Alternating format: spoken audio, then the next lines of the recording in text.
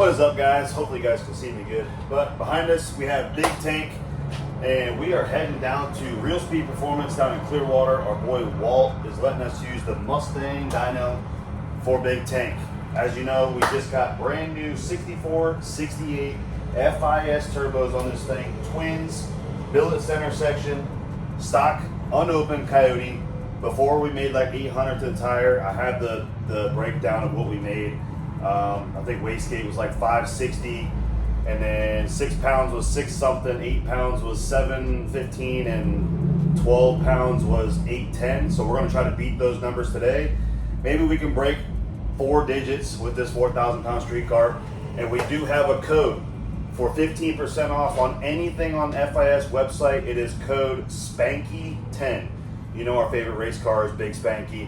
So they went ahead and helped us out and did us a code for 15% off for all you guys. SPANKY10. Put that in there and get yourself a little discount on their website. But let's get into action today. See if we can make a band 1,000 horsepower with the street car. Let's get it. All right, guys. Well, back on the tank project. We are getting rid of the old beginner precision 62, 66s. They're a little bit wore out. Yep, I would say. Had a little bit of an oil leak, it looks like, there on the drain. Upgrading to some billet 63, 68s here from our good old buddies FIS. As you know, we run them on everything. And our first little problem is this is about to get cut out because the hot side is rubbing on the new turbo. Kind of looks like it was rubbing a little bit on the precision turbo there, but there's nothing behind here, so we're gonna go ahead and get busy.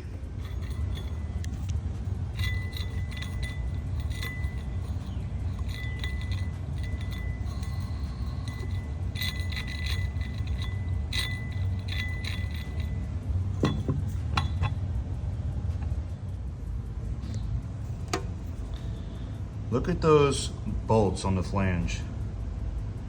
2 swivels to get those out. That's the easiest one. Check this one out. What? Look at this one. You can't get a wrench or nothing on it.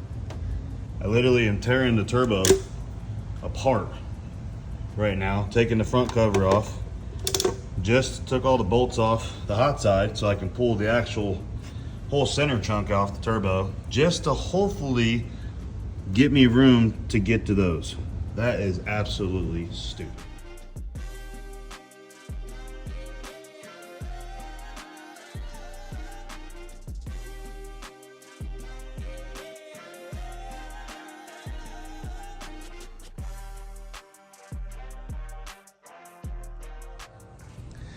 As you can see, they look sweet. Our turbo guards still did fit, so that's a bonus for driving on the street. We got the billet center section up in there looking absolutely bomb. Everything's tidied up. I got the exhaust side on the driver's side here, so that's good. Getting ready to put the feed lines on the bottom. I got to mount the oil adapter here on the back onto my turbo there. Clean this up. We're not using the gaskets, we're using just the ultra gray. Bolt everything back together. We're probably about 30 minutes my time and about 5 seconds your time from firing it up. Let's get it on. All right, guys, well, as always, tank is kicking my complete ass. But I got one turbo mounted, all the flange bolts in. I clocked the turbo, so I got my top feed on. All that stuff is whatever you call it, thread sealed, all the tapes on there. For that's tight. My exhaust side's tight, V-band's tight. My cold side pipe to my intercooler is tight. On the passenger side, that is done. Damn, looks like I got a black eye. But working on the driver's side right now, mounted the hot side. Got the V-band on the exhaust, getting ready to set the center of the turbo back up in there. and adjust those like 14 bolts that hold the whole thing together. Then clock the front of the turbo to get that mounted on the intercooler side on the driver's side. Then I can mount my feed lines, tighten the bottom of them up on the lift, and live action, boys. So we're getting very close.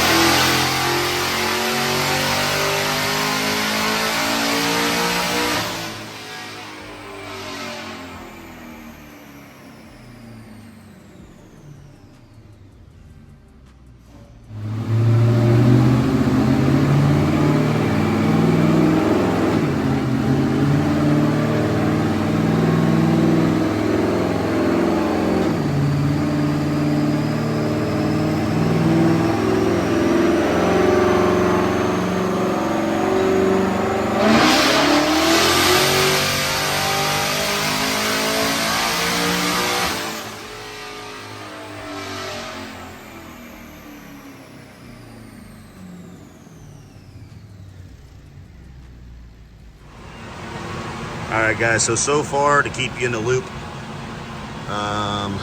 where is it at? Oh, he deleted the wastegate one, but the wastegate made oh no, that's what it made. Wastegate made 628 horsepower before it made 561. And then on 9 pounds, it made almost 740, and before it made 630. So it's making 100 to 110 wheel horsepower more with the same boost with these new turbos, and made 823 foot-pounds of torque on that pull. And this thing's only on 9 pounds of boost right now. FIS turbos for the win, baby.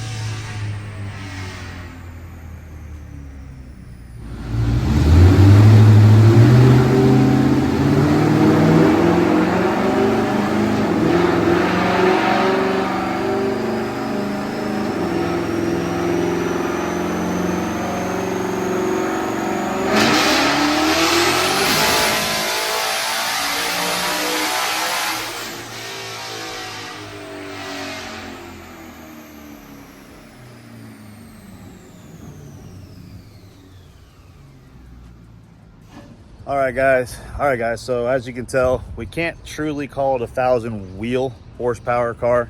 It was close, but there's no point in putting another 2 pounds on it just to get the number. So we're very happy with it. Overall, the FIS turbos have made the same boost and made 90 horsepower average on the same boost. And on top of that, the air fuel and everything was perfect, so we're good. We don't have to go up to 1750 injectors right now. because we're just trying to mess with this car. We're running 6.0 index stuff locally. We're running the list race stuff, which is just 9.0 to 10, which now I know I got some extra boost, and this thing will definitely go 9.0s. But on top of that, the only thing we're planning on maybe doing at the end of the year is throwing a Kirky in it, getting with Jim Braun, putting some TBM brakes on this car, and putting a lightweight battery in it, which we already have from Blacklist Performance. And we're going to try to gut 200 pounds out. So this car has only seen 810 horsepower ever, and it just made practically 1,000. So we got 200 more wheel horsepower, we got power on tap, and the torque numbers are like 300 foot-pounds of torque more than it's ever made. So I think the torque is what made us go 180 or 130 to 60 foot the other night. So if we can get this car to go 120s, and we got another 200 horsepower and taking 200 pounds of weight out of it, we might be able to run the Gangsters class, which would be sick for Troy's race. So I'd love to get it dialed in. It's definitely an 8-second car at full weight now with all that power. Very happy. Thank you, Force Induction, for hooking us up on these turbos. You guys want to use 15% off code, use Spanky10 to get your discounts on their website. And if you have information that you're not sure what turbos to get, go ahead and message me on Facebook, Glenn Birch. That's 1N and BURICH. Look me up, add us, follow us on Southern Chaos YouTube channel, and let's have some damn fun. This car is ready to rip.